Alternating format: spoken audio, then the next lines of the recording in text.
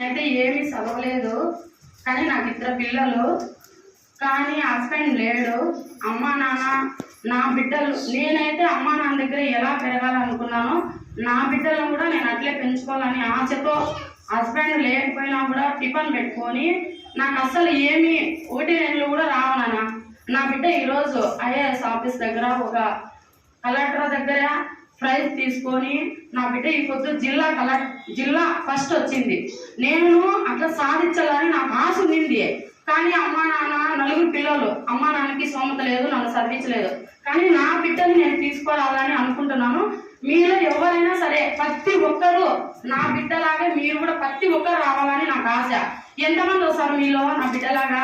అందరూ నా బిడ్డలే, సరేనా? నాకు ఏం మాట్లాడాలో తెలియదు, మీరు అందరూ బాగుండాలా, నా బిడ్డలాగే ఉండాలా మీరందరూ. కానీ అమ్మ లేదు నాన్న లేడు అని ఎవ్వరు కూడా అనుకోద్దండి. మీకు ఏం వచ్చినా మేడం ఉంది, మేడమే అమ్మ. తర్వాత మేడం కూడా నేను కూడా సపోర్టు, నా వల్ల ఫుడ్ పెట్టడం నేను హెల్ప్ చేస్తా.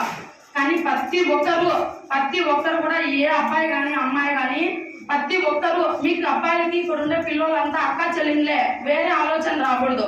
మీరు కూడా అంతే, ఇక్కడ ఉన్న అబ్బాయిలు ప్రతి ఒక్కరు అన్నదమ్ములే.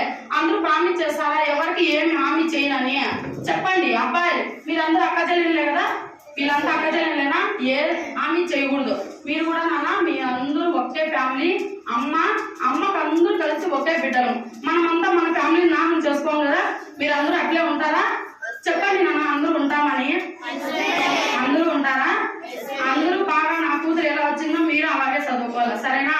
మీకు ఏం బాధ వచ్చినా మేడం చూసుకుంటుంది, మేడం బాగా చూసుకుంటుంది. అమ్మ లేదు నాన్న లేడు, మాకు ఎవరు లేరు, మేము ఇట్లున్నాం ఆలోచన మైండ్లో ఉండకూడదు. మనం చదవాలా, పైకి రావాలా. ఇప్పుడు ఎలా